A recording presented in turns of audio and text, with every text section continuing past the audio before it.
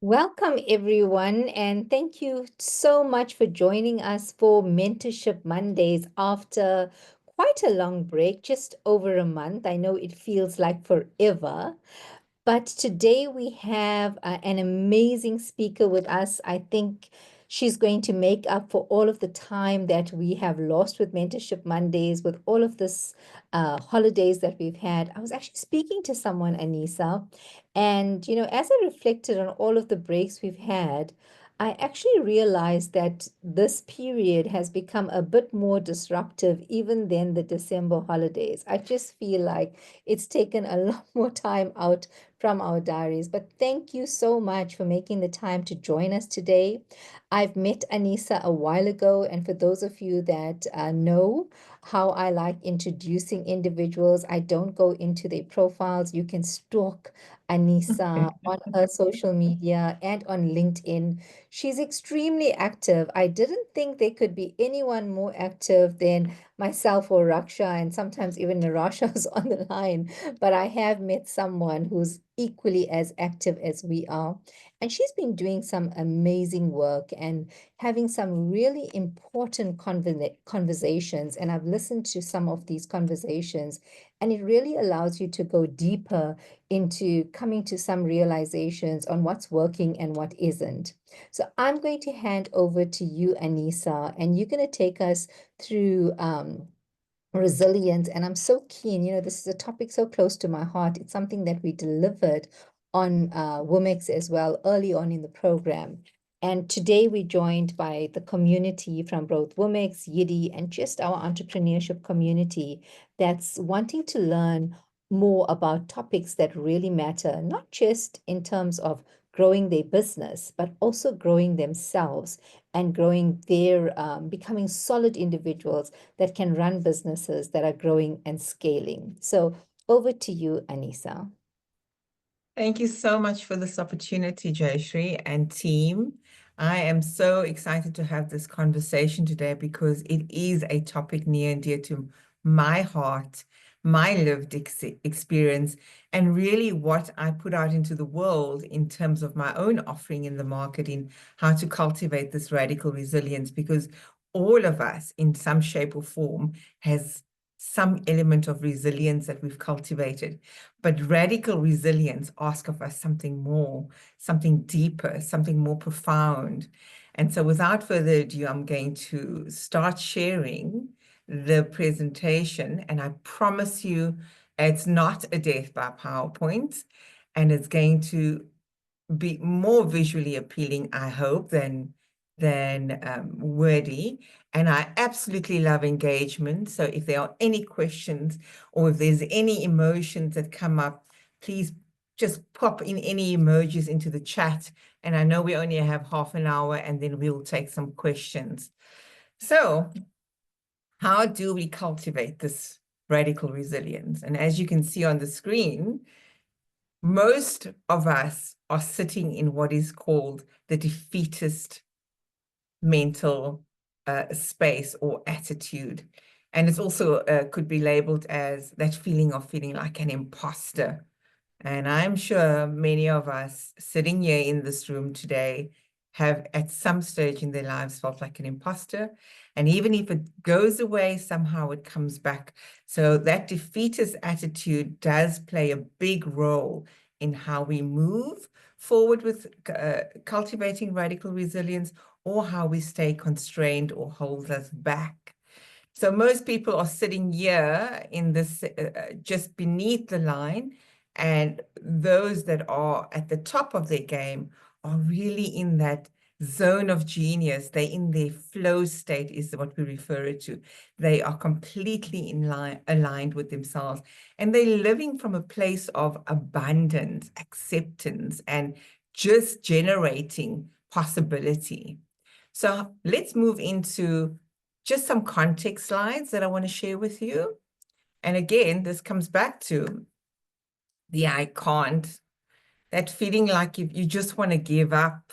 It's that feeling like, why is this happening to me? I'm a victim of my circumstances, or this constantly seems to follow me. So the question I always put here, what if the entrepreneur, us as founders and business owners or leaders, in fact, first become spiritually bankrupt? And spiritually bankrupt is when our inner leader, our inner reservoir of power, of sovereignty, tends to just diminish.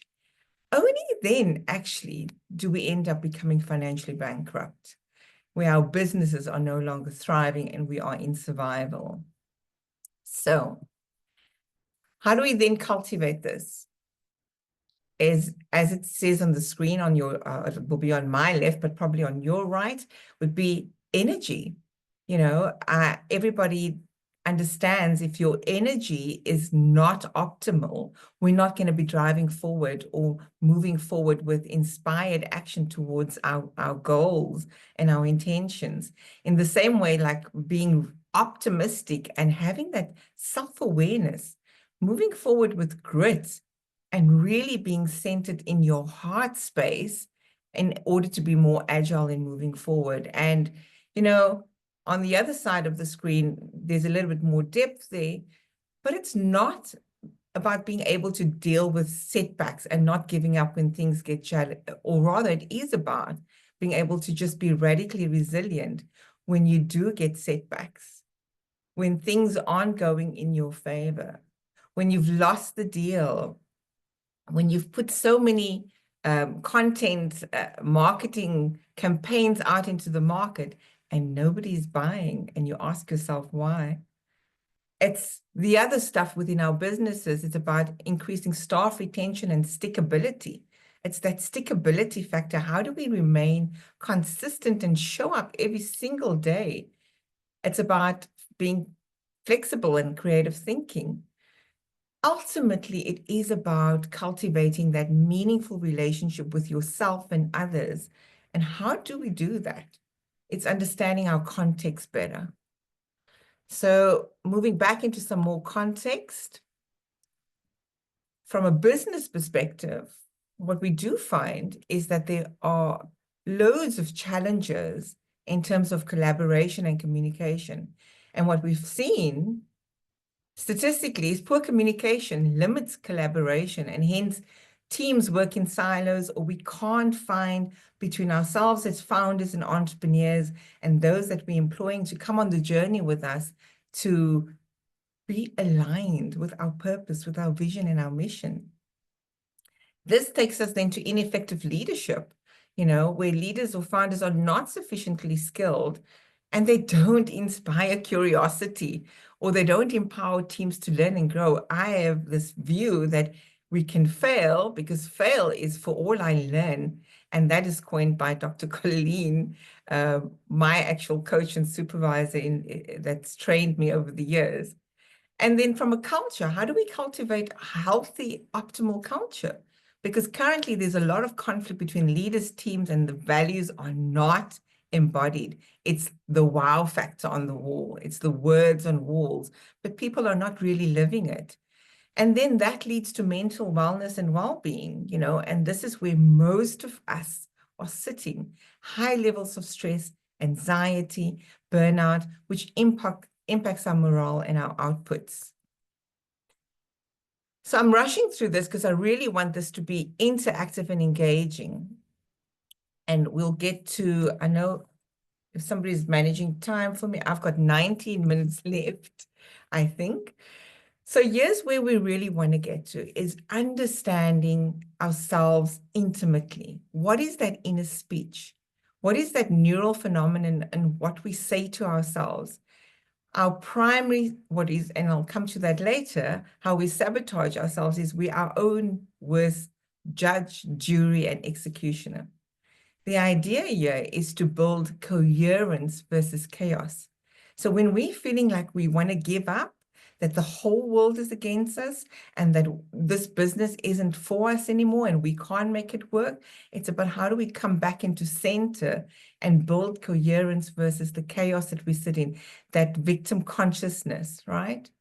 And then on the other side is being connected to our emotional state and not shaming those emotions, whether it is fear or anger or disgust or that feeling of dissonance in our businesses. I've already mentioned the idea around energy management, but here I want to point out is that from a neuroscience perspective, we are generally in a fight, flight, freeze, fawn, and the latest brain science refers to faint states. That's our natural default on how we show up in the world. But the way to move forward and to become more thriving, and I call it your inner sage, your inner wisdom, to tap into that is to become heart-centered. And our energy management really is cultivated from in that heart-centeredness.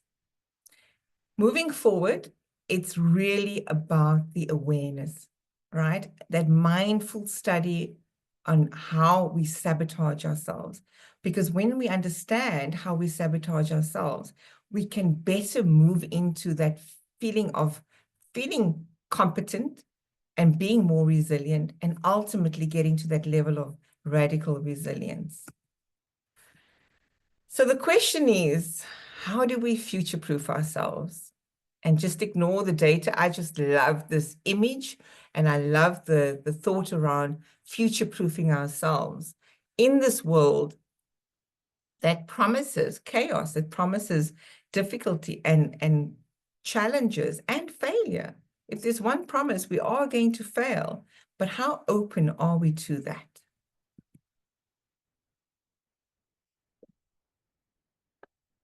So one of the best ways to do this, and this particular slide, I just want to give credit to a company by the name of Positive Intelligence. It's some of the work that I use through them. And they are very focused on looking at factor analysis, and it complements the work and ultimately the pathway towards radical resilience. Because if we better know ourselves and we know our saboteurs are motivated by fear, stress, anger, guilt, shame, or insecurity, to move into our sage or inner wisdom is really to understand and lead ourselves with empathy. Because if we lead ourselves with empathy, the brain is not designed to simultaneously have a negative and a positive running our lives. So just so some background, our saboteurs are formed at a very early age. It's the lens of how we view the world. And it's there as our protective guardians as we were growing up. So we have no idea, just like our blind spots, the saboteurs remained in the background for many of us. So we don't quite honestly know how we sabotage, but I am sure many of us can connect to what you're seeing on the screen there. So I'm going to be bold and vulnerable here and say that besides the judge being my primary saboteur, and so it is for everyone, regardless of who we are, what status or what level or what stage of our lives we are in, that primary saboteur is also working with what we call the accomplices. So the accomplices, and one of mine that or two or three I'll mention to you, that I sabotaged my life for the most part of my early years in my career and in the early part of being an entrepreneur, was that hyperachiever, that need to be on the top of my game, on my A game 24/7. And if I wasn't there, I was not good enough. In the same way that the stickler, as you see on the screen, which is also another term for being the perfectionist in us. So the perfectionist in us will procrastinate and not take imperfectly perfect action. Because why? Because if it's not perfect enough and it doesn't have a certain level or standard, we're not going to take action. So if you cast your mind back to that first or one of the slides I spoke about, the entrepreneur being spiritually, have that deficit spiritually, that's really where some of these saboteurs come in, because how we view ourselves in the world is really some of these things that hold us back. We are almost constrained by it. Now, I'll say the people pleaser, the need to please others and show up and be validated and recognized in the world, sometimes have held me back and crippled me to the point that I have not delivered according to what it is that I wanted, that was not in alignment with who I am. And so whether it was, yes, some of my mistakes as a business owner, the shiny objects in the beginning where you want the website, you want all the good things. And I paid a disproportionate amount of money for that website. But needless to say, I had a brief, and because I wanted to please the person that was helping put this together for me, I did not stay true to my truth, to my authenticity, to my alignment in what I wanted in my website. And for the most part, I left it at that. So many of us can relate to being that people pleaser. And lastly, I just want to point something out also, that feeling of being a victim of our circumstances. Everyone is against us. The world is against us. The clients are not coming. The government is against us. These are all the things that cripple us from becoming radically resilient. But the moment we cultivate that awareness of how we derail ourselves, it invites the opportunity to not put it aside, because this is innately part of who we are. If they've been formed in our early years, they're going to be part of us. So it's about the integration of these parts of ourselves and the acceptance and not having attachment to when they show up, but to cultivate that intercepting of when that saboteur comes in, and to practice that level of self-command, knowing that you have the power, you are in control to become more resilient and to have more acceptance and to actually come from a place of non-attachment, not detachment, but non-attachment. It's another big story, that because we can't detach ourselves from the whole world, but we seem to be keeping ourselves attached to certain ways of being or showing up in the world. So I'm going to pause there for a moment because I've done a lot of talking and I know I've got a few more minutes left. Just an emoji. How is this resonating for you? Thumbs up, thumbs down, sad face, surprise face, shock face, anything. Keep me aware of where you are at in terms of your energy levels. All right. So it's Aneesa, resonating. can I also just come in there and remind those of you that are on the live session to please put your comments, questions, any Yes. epiphanies that you had while Aneesa's presenting into the chat so that we can discuss those or get, so that you don't lose your train of thought as well. But over to you, Aneesa. You're doing really well. You've got at least another 15 minutes to go. Oh, I do. I'm looking at it. It's 20 past. I thought I only had 10 minutes. Okay, fantastic. Okay, so tapping into the thriving region of our brain really is what, when we tap into empathy and curiosity and our creativity and passion and purpose, this is the space where we truly understand who we are in our essence. This is when we understand what it is that our values are, our purpose and our mission as business owners and founders. And when we lead with empathy for ourselves, only then can we extend that level of empathy to those that are walking alongside us in that journey. And then to explore, to be curious, is to gather data of how you may derail yourself from becoming radically resilient. In other words, gather the data of when you are not showing up in that zone of genius or in your flow state, because those are the things that are messages for us. And I believe that when we are triggered by anything, by a person, by a circumstance, by an event, that is a mirror reflecting back to us. And my favorite thing to say is our triggers are, in fact, our treasures. So if you can figure out what's beneath fear, what's beneath stress, anger, guilt, when you're feeling in that dead zone, that feeling of dissonance, it's really when those are asking you to move up to the next level of your resilience and not to move beneath the line, as the very first slide showed you, in that defeatist mentality. This is about cultivating that mental fitness. But we can't do that if we're sitting in judgment of ourselves or others. So the idea here is that You almost have to intercept when you're in that state of judgment. You have to move into that empathy, explore like a fascinated anthropologist would do, or like how kids, those that have kids here today will know. When your kids go to the ocean and they're exploring, they're turning around rocks, they're looking at shells, they're finding anything and everything. They're gathering data into the environment. The same for us.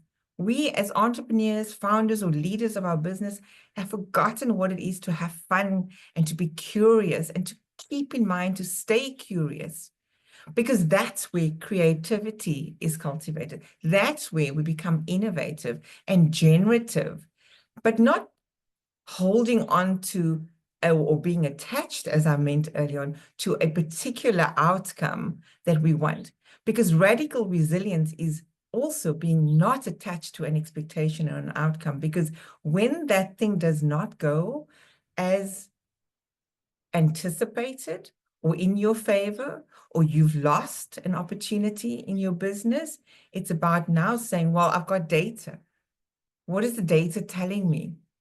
Because now we know now how to navigate. That's really the fourth step of moving into the sage wisdom, that inner wisdom. And when we learn how to navigate, knowing that our saboteurs are going to show up anyway, that's when we go into this action or inspired activate mode for ourselves as business owners. I think this is my last slide, believe it or not. I just want to take away, yeah. So what are the best ways for us to move forward in our lives, both personally and professionally? So I don't believe as business owners, and I'll tell you this much, if people come to me for business coaching, and I coach so many business owners across different ecosystems, or I facilitate sessions in strategy or design and systems thinking, if they come to me only for that particular brief, I'm coming for business coaching or help me with my strategy, I often turn people away, because you are not just an owner in the business. You have multiple roles to fulfill. And so for me, it's about the things that you see on the screen right now. It's about intentionality, because agency for me has these 6 components. How do we cultivate agency for ourselves? It is about being extremely intentional. The intentionality is what sets us apart of manifesting what it is we desire to have for ourselves, both from a personal and a business perspective. And often I find it's so neglected. Parts of our personal aspects of ourselves that we forget those are the very parts that are necessary and needs balance and integration in order to be effective, in order to become radically resilient. We sometimes decide we are owning our business and everything else suffers. And we know what that ends up. There is a consequence of us not giving full intention to all aspects or categories of our lives. The next one would be, I like to change the power to personal power. Let's re-access and find a way back to access that sovereignty, that inner sovereignty within ourselves. Rationality. It is okay to be in the logical mind, but it's also important to not stay in the rational mind. Forethought. Preempt when you're going to sabotage yourself, and preempt how you might feel and how you may overcome that obstacle. And the self-regulation and self-efficacy. Because without those, we don't have agency for ourselves or for our businesses. I know this slide says set advantageous goals. And it, you know, I have banished the word goals from my vocabulary to set advantageous purpose for your life, a purpose that cultivates legacy. And legacy is what you cultivate every single day of your life. And how do we do that? Is exactly as it says there, awareness and forethought. I don't know why it's saying planful. I think playful competence is what needed to be there. Initiate action. And let me just point out something. Imperfectly perfect is also okay. And if it's not your most viable product or the best one to go to market to, allow yourself to make a mistake, iterate, and don't hold on to, as the saying goes, to your darlings, that this is the product or service that you need to go to market with, because that is attachment again. Take inspired action, because if you're not inspired, it's going to feel like a to-do list. I want to shift the narrative here and say you're becoming a to-be list than to-do list will give you that feeling of choice, that autonomy, that feeling of sovereignty will sit within that. If you're not going to reflect and revise, this is one of the most critical areas for radical resilience. If we sit and pause and allow the silence, again, that term silence is golden is not in vain here, because through self-reflection comes insight, and through insight, that's wisdom. That's the data part where you're tapping into your inner sage and your wisdom. And lastly, internalizing self-efficacy is around having that growth mindset. It's about knowing that even if you don't yet know or have all the answers or the best value proposition in the market, it's about building and continuously building to get there. It's about that internal locus of control and empowerment. And then my last slide is really around resilience is the capacity to recover quickly from difficulties or toughness. And a key pillar of resilience is the meaning we give to our own life. And so I want to thank you for listening to me. I have finished on time. It is almost 4:30. So I'm opening the floor for questions and your reflections. And I'd love to hear your story even of cultivating radical resilience. Thank you so much, Aneesa. I know Raksha will just love, love, love working with you. We love keeping on time and we love having a conversation. And that's one of the reasons we designed Mentorship Mondays, so that we leave enough time for conversation and discussion. And just as you see, we have our first hand up. And we now, if you can just end the share on your side, Aneesa, and then we'll move over to the floor. Raksha, please unmute. I see you have a question or comment for Aneesa. Hello, Aneesa. It's so lovely hearing you speak and on this really important topic. As an entrepreneur myself, I remember in the early days when we would have opportunities to be interviewed, people would always ask, like, what's the one thing? If you were to say when you were starting up your business and you're growing your business, what's the one thing that you must cultivate or must have? And my answer was always resilience, resilience, resilience, resilience. That ability to bounce back, because life will come and life will. I have to tell you, Aneesa, being an entrepreneur for 18 years now, I feel a bit tired, like in all honesty, like resilience has become tiring for me. Like, oh God, I got to keep bouncing back, and the world is changing and everything's shifting so rapidly. And there's this, we almost feel like a lot of the ladies in the room are from our WomX program. Some of them are really early in their startup journey, and they go, oh, am I not allowed to just feel tired and overwhelmed? Like I got to just quickly bounce back.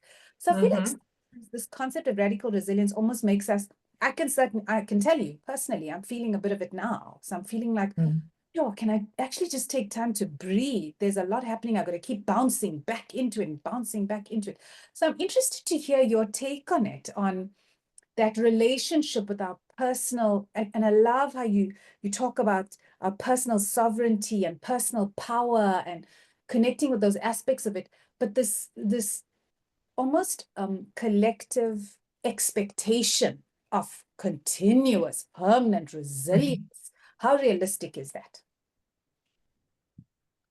I'm so grateful you brought this up, because this is the same thing that I say to anyone that I have a partnership with, working alongside them. We have to allow ourselves to feel. And I love to bring in the iceberg model here, right? Because what we show the world is the mask of having it all together all of the time. So we show up in this superficial mask of sometimes the hero, the rescuer, and the savior, whatever those archetypal roles are that we latch onto. But if we think about an iceberg, what's beneath the surface is our conditioned beliefs and our programming, right? And that program drives our thinking. And the thinking is not always, it's often self-limiting and disempowering. And then we have the next level, still at the bottom of the iceberg, is our emotions. The emotions is our energy in motion. It's how we show up in the world.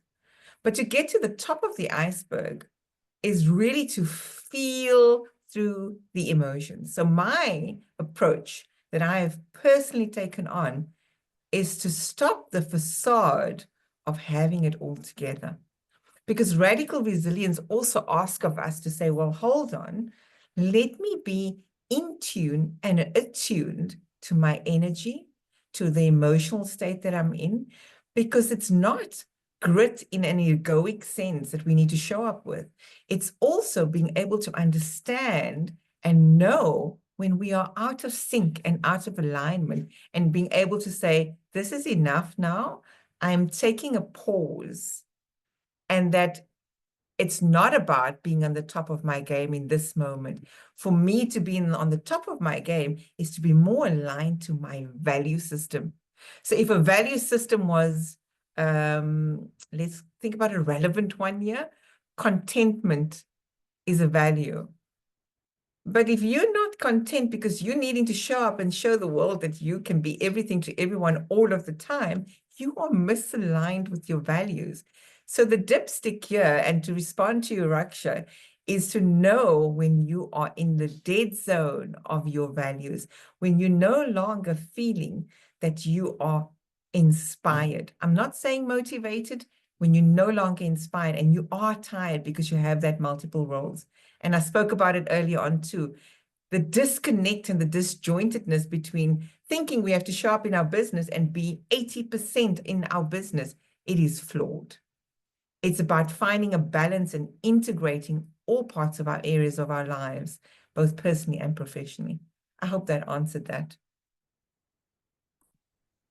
Well, I see Raksha saying yes on her side with her symbols. So thank you for that, Aneesa. I sit here and I smile because I know Jay is listening on the other side, and Jay is my better half and business partner. And, we had a very interesting conversation the other day, and in the spirit of, being vulnerable and sharing authentically. It was around, some of what you shared, and sometimes we cling so tightly to what we perceive as being ours that we don't want to let go and allow others to actually bring in their brilliance and bring in their skills. Because as business owners, I love that slide you shared, and I was looking at it and I'm like, oh no, I know I've got a lot of things right, but gosh, I've got a lot that I need to work on as well. And Yes. the control can creep in. And it also reminded me recently, someone very senior that had been in an organization for close on 19 years recently left. And then she mentioned a quote from Maya Angelou, where, it's one of my favorite quotes as well, where people will forget what you said and people will forget what you did, but they'll never forget how you made them feel. And you can't fake that. As a business owner, it's very difficult to fake the way you feel.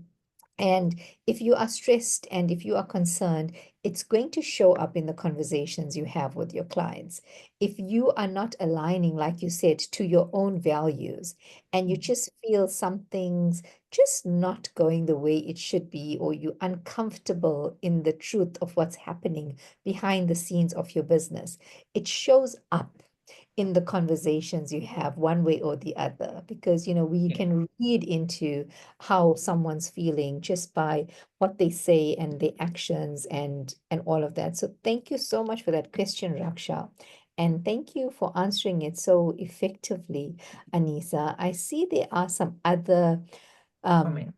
comments in the chat, Nirasha, you are welcome to unmute. I know this is also a topic so close to your heart. You've shared some of this in the early days of the WomX program as well. And then we'll move over to you, Mbali. So, Nirasha, do you want to unmute? Hello, hi guys, hi Aneesa. Hello. Thank you so much. It's always nice to be reminded about things we take for granted.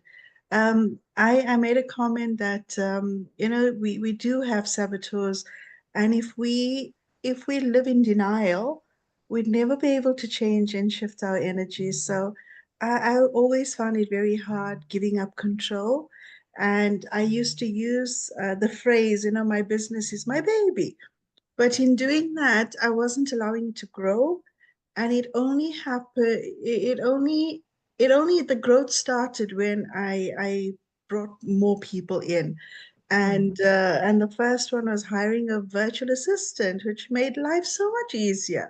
And it gave me time to do so many other things. So thank you for the reminders. And I think the slide where you had all those saboteurs, I think we should print it off and stick it somewhere as a reminder, because we need to be reminded that these things can overtake our thought process.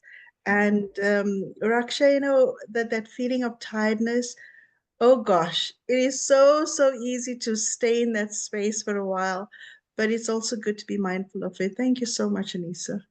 Oh man, I'm so pleased to meet you. I've been following your work as well, and I'm very passionate about what you're putting out into the world. So thank you for that. And I want to acknowledge your vulnerability as well, because being a controller, I know we all have aspects of all of the saboteurs.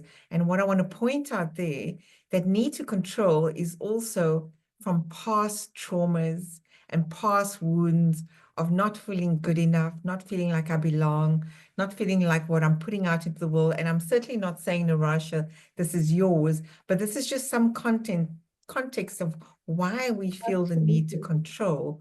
It's because in our experience of our former years, it was that feeling of not belonging, that we're not worthy enough. And that became an adaptation that we took on. And that adaptation is sometimes assumed and then exacerbated by us adding to that story, that narrative from that childhood experience, and hence it just perpetuates the cycle. So Oh, it is yes. about coming into center and knowing, where is this connected to? What is that story?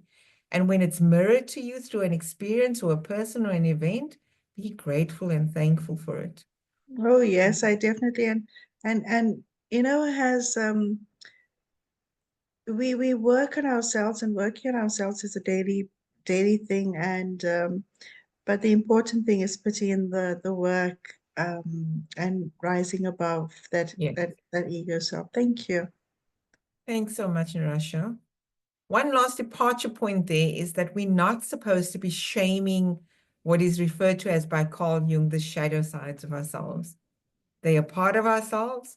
They've been there. They've been those protective guardians. So it's important for us to acknowledge, accept, and integrate those parts of ourselves, and even thank it when it does show up, and play with it and say, well, I see you showing up, Mr. Perfect, but Miss Perfectionist or controller or hyperachiever, and it's okay, but I'm moving into empathy for myself and others, or creativity, etc. Thank you, Right. Anita. And yeah, Mbali has a comment. Mbali, do you want to unmute if you want to, or we can read your question? So I'll wait until you decide whether you want to unmute and have a conversation with Aneesa.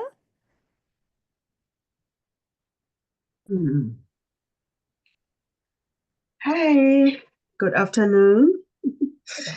Hey, I wasn't expecting this, that I would be asked to unmute, so hence I tapped my comment there. I'm just so grateful to be like on this session, because as I said, listening to you, you put a lot of things into perspective on my side, because as I said that there were times where I would just I feel so tired feel so defeated, without energy to continue with anything that has to do with business, because I would say that where I am at the moment is just at that development stage, because I just moved out of my comfort zone, of being employed, but since it has been my vision ever since, like I was in Greyton, that at some point in stage, I will have my own business, so now coming to this space, there is a lot that is expected out of a single person who comes up with a vision.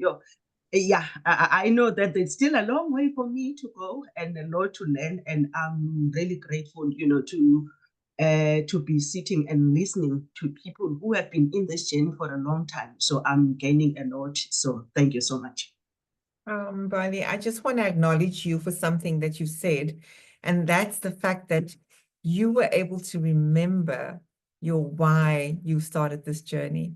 And that is so important on the journey towards radical resilience, because no matter what is thrown in your path, no matter what obstacle, barrier, or roadblocks there are along the way, or energetically, if we are drained, or we're tired of being the people pleaser, hero, savior to everyone, the reality is what will bring you to your truth is remembering why you are starting this.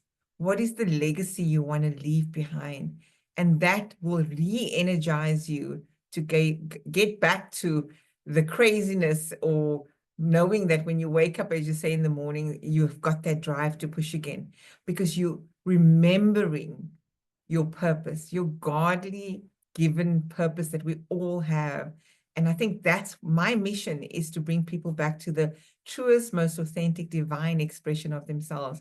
And that is why it can never just be business focused, because what we wanting to start in business is often born out of pain, or the pursuit of challenges or wounds or story that is connected to. So it's beautiful that you are remembering that story of why you wanted to do this. And I applaud you for that. Most Thank you so entrepreneurs much. and founders forget that. Thank you so much. Thanks, Aneesa. And I see Brandon has a question in the chat. How do you break past the stickler perfection?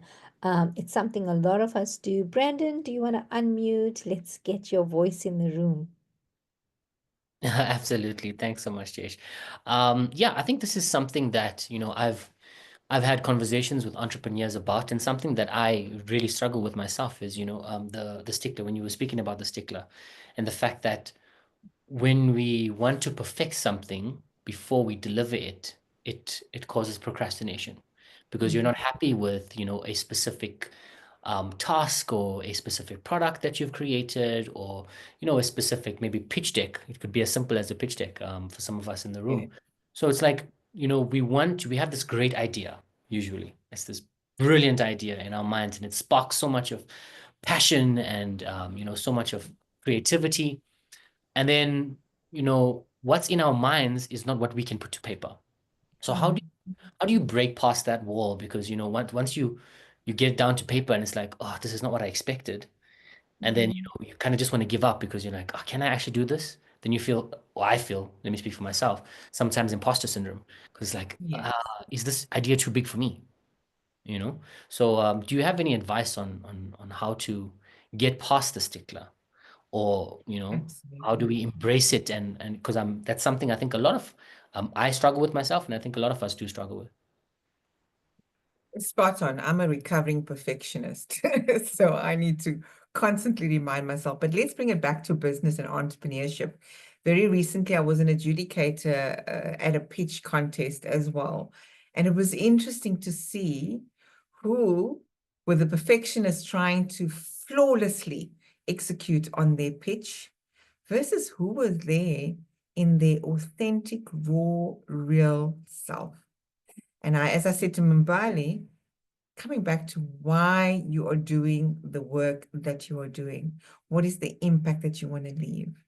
And that in and of itself will be the magic recipe to taking imperfectly perfect action.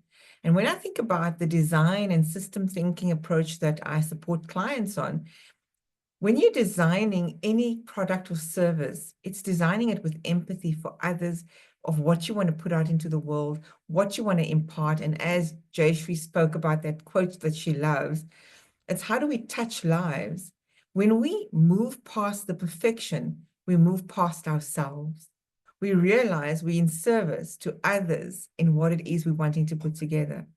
And that, to some extent, from my own lived experience, helps us move away from that need to perfect and rather to just put it out into the world and see what comes. Because if it's from truth, if it's from your purpose and your values and your core mission, trust me, you ain't going to be worrying about how it's going to be needing to be perceived in the world. But the caveat here is knowing when you are intrinsically motivated versus extrinsically.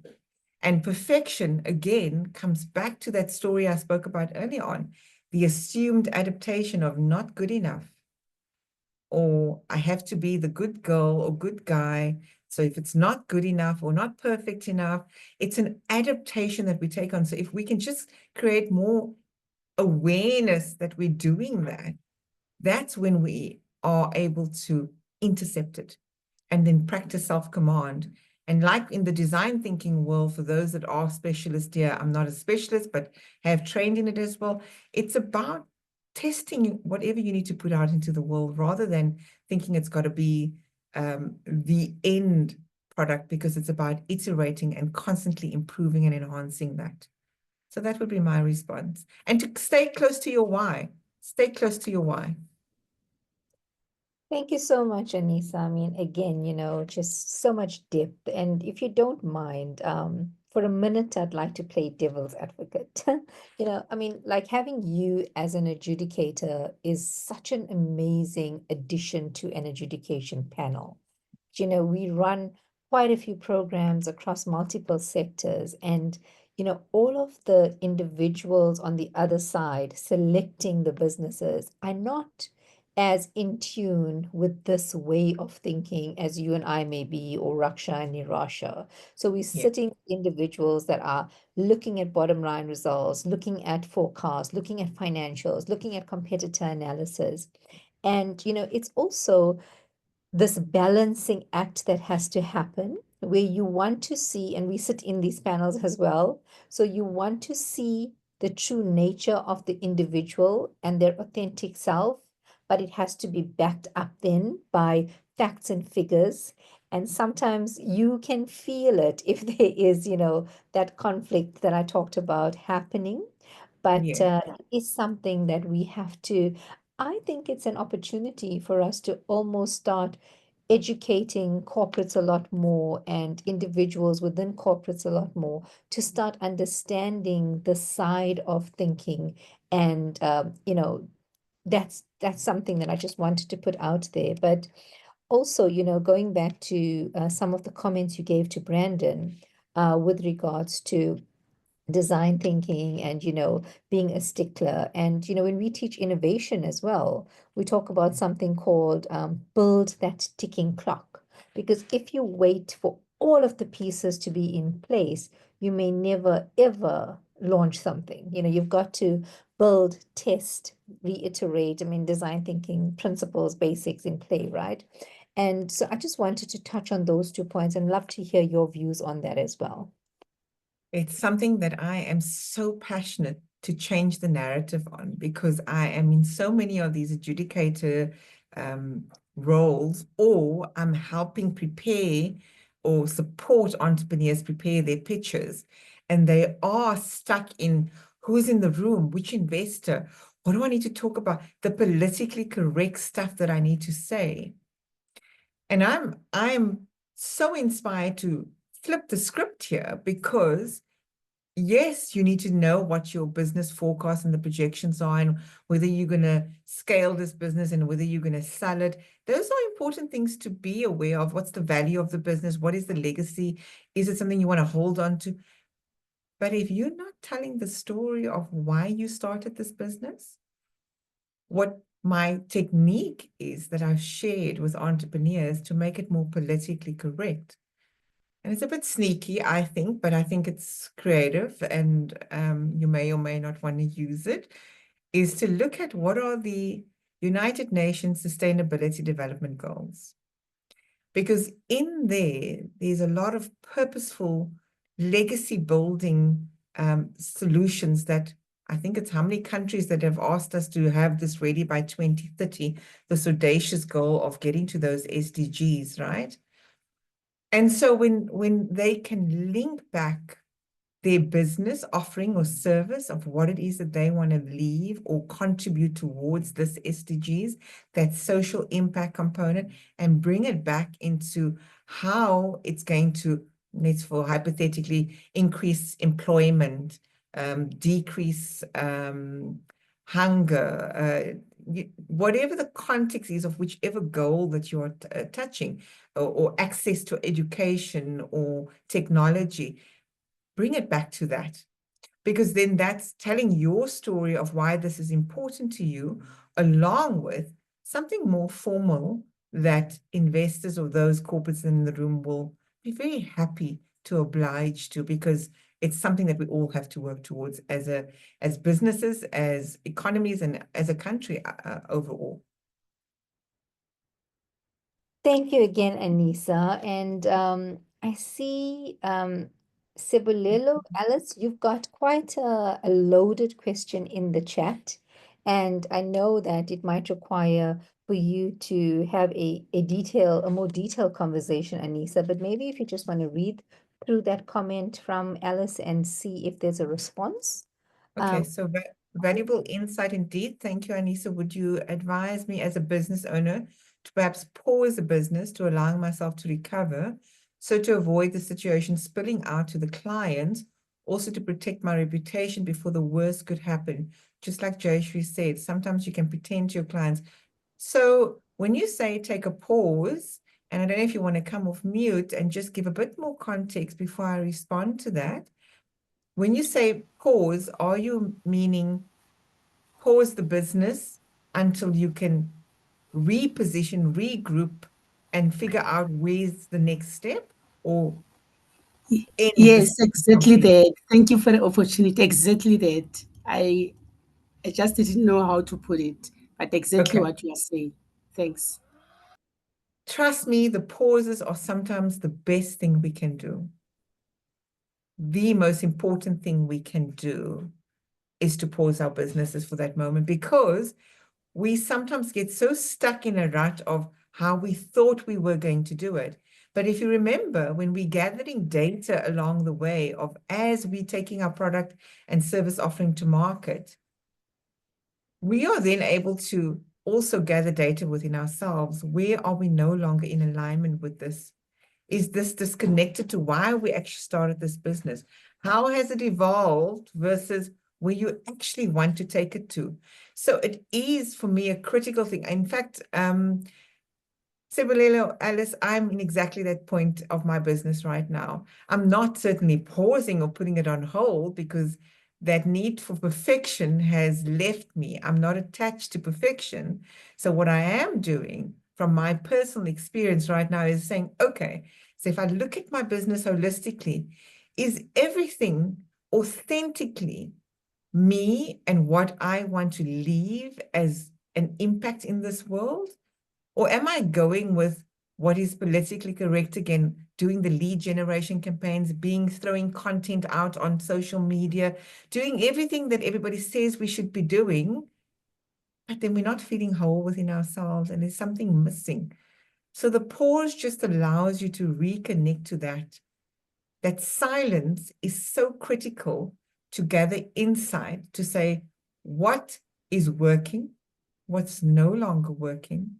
What do we need to stop doing in this business? And what do I need to start doing more of? And what is something new and innovative that I need to think of doing?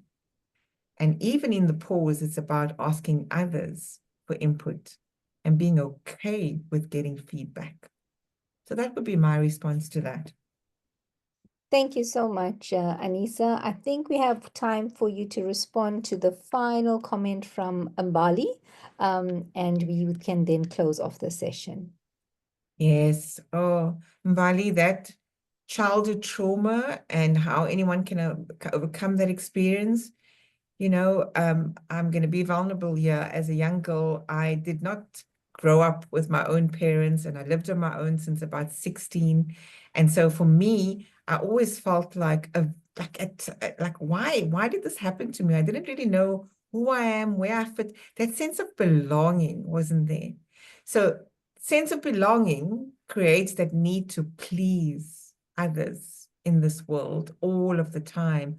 Sense of belonging also pushes us to be a perfectionist in this world, or have this controller, because if we're in control, nobody's going to be able to hurt us or harm us in any shape or form, because we know what the next move is going to be.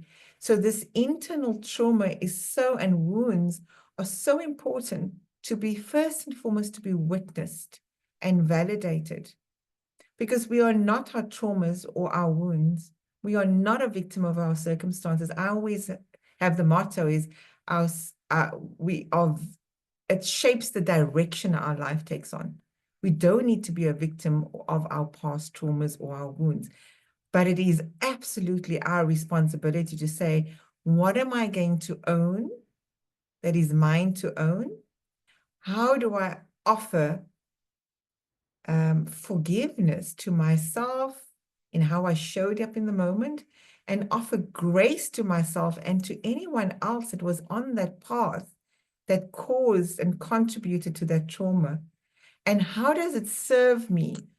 What is the pursuit of that pain and trauma and wound? And how does it create purpose for us in our lives? Because that's the important part here, is to be able to take that pain and turn it into a powerful pursuit of what you're going to be doing differently in this world. Many a times, I can assure you, that's really where some people start their businesses, to say, I don't want to do this anymore. I want to show up differently in the world. But it's to embrace those parts, to have it witnessed, and to not shame it and feel guilty about it, and to give grace to yourself and others, and to move forward with a place of gratitude for yourself and others. It's 1 minute to go. I'm very much about time. Thank you so much, Aneesa. I mean, this has been a wonderful session. You have been absolutely awesome. We really, really appreciate your time and insight. And you're absolutely right. We have now come to 5 p.m. Thank you, everyone, for joining us. And for those of you that are watching on YouTube, please feel free to share and to send to whoever needs to hear this amazing message from Aneesa on radical resilience. Aneesa, final words from you? Thank you so much for this opportunity, for listening to me, for being willing to hear these different points of view and being open. You know, I think the fact that you're all here says that you are ultimately taking back your power, you are reclaiming your sovereignty, and you are allowing yourself to feel for whatever comes up in your life, and to not judge it, and to just show up in your authentic truth always. That's my last parting words for you, to show up as who you are. Thank you, Aneesa. Have a lovely, lovely day, everyone. Bye. Thank you.